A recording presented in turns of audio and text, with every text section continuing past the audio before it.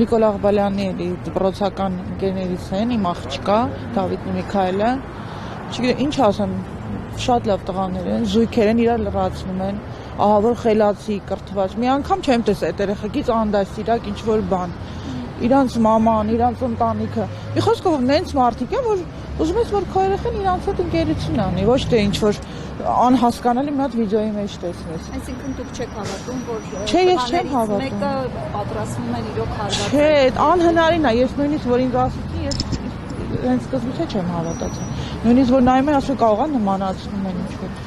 Իմ համար այդ անհասկանալի է։ Ուղղակի երևի սխալ պահին սխալ տեղում են երեխեքը հայտնված եղել, որտեվ հետո մի քիչ կարելի է այդ կոմենտների բաներին վերջ տալ, երեխեք են վերջապես։ Նոր լրացած 18 տարեկան այդ երեխա են իրանք։ Ես էլ ունեմ երեխա, իմ երեխու հետ էլ եմ խոսում, տենում եմ, էլի։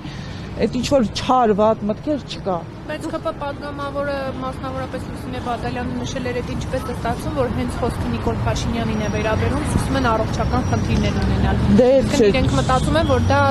կազմակերպված։ Ես չեմ կարող ասեմ իրանք ինչ են մտածում, ես իմ կարծիքն եմ ասում, ես գիտեմ, որ երեխեքը ոչ մի տենց բաների մեջ չկան, նույնիսկ իրանց մաման սոցիալական կայքերում չկա, ասեմ ավելին, էլի։ Հա չունի ինքը, ուղղակի չի զբաղվում, չի հետաքրքրվում, ինքը իր ընտանիքը, իր երեխեքը նույն ձևեր երեխեքին է դաստիարակել, ու ասեմ դե շատ-շատերը կերազեն տես տղաներ մենային։ Հիմա մանավանդ տղերի մեծ մասը շատ անդաստիարակ են, թե ծնողների, թե մյուսների նկատմամբ։ Իսկ իրանց երեխեքը լրիվ ուրիշ ձևի դաստիարակություն է, որտեվ կրթված են, ինտելեկտ ունեն, էլի կոպիտ ասած։ Ծնողների հետ խոսել եք հոգեբանական ինչ վիճակում։ Դե ասեցին Դավիթը լավ չի, հոգեբանական ծնողները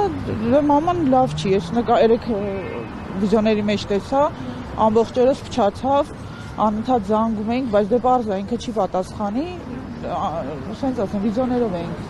իմանում ամեն ինչ, բայց շատ վատ վիճակի մեջ եմ անում։ Կոնկրետ տանջվում ես, ես իմ վրա եմ վերցնում։ Ասենք բոլորը կարան իրանց վրա վերցնել, եթե երեխա ունես,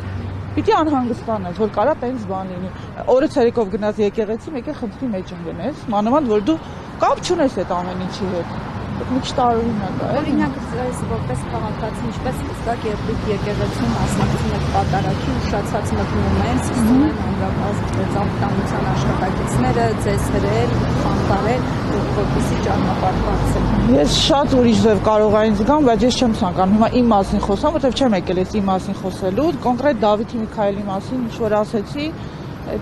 դա ճիշտ է, ուրիշ բան չկա իրանց մասին ասելու, մենակ լավ բաներ կարանք ասել։ Այդ տեսեք, ասում են ընտանիքով են եղել պատարագի, իսկ հնարավոր է, որ Թիկնազորի անդամներից մեկը տղաների մորը այդ հրմշտոցի ժամանակ կպել է,